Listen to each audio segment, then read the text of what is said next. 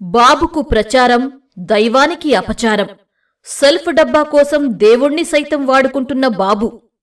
దరిద్రుడి పెళ్లికి వడగళ్లవాన అన్నట్లుగా చంద్రబాబు సొంత ప్రచారం కోసం ఏదేదో చేయడం, అది కాస్త వికటించి దైవకార్యాల్లో సైతం అపచారాలు జరగడం రొటీన్గా మారింది. చంద్రబాబు అధికారంలోకొచ్చాక దేవాలయాల్లో వరుసగా ఘోరాలు, అపచారాలు జరుగుతూనే ఉన్నాయి. తన ఇష్టదైవం శ్రీ వెంకటేశ్వర స్వామి అని చెబుతూనే శ్రీవారి ప్రసాదాలపై దుష్ప్రచారాలు చేస్తున్నారు. జరగని కల్తీని జరిగినట్లుగా భక్తుల మనోభావాలు దెబ్బతీస్తున్నారు. ఆయన తప్పులు వెంకన్న గుర్తించారేమో.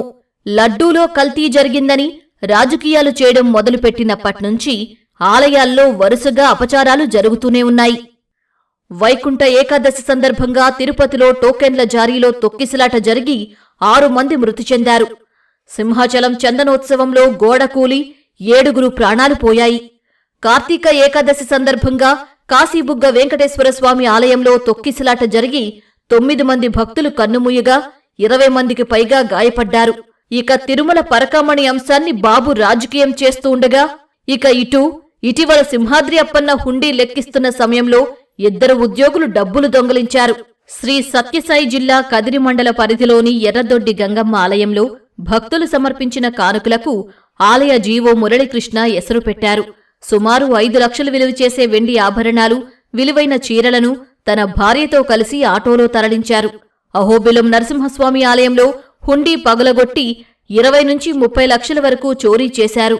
ఇదంతా ఒక ఎత్తైతే, ఇప్పుడు తాజాగా మాజీ ముఖ్యమంత్రి వైఎస్ జగన్మోహన్ రెడ్డి గతంలో ప్రత్యేక విమానాల్లో తిరుగుతూ 200 కోట్లకు పైగా ప్రజాధనం దుర్వినియోగం చేశారని టీడీపీ వాళ్లు దుష్ప్రచారం చేశారు. ఆ మరుసటి రోజు నుంచే ఇండిగో విమానాలు ఆగిపోవడం, ప్రయాణికులు తీవ్ర ఇబ్బందులు పడడం చూశాం. దేశవ్యాప్తంగా మంత్రి రామ్మోహన్ నాయుడిని దుమ్మెత్తిపోసింది.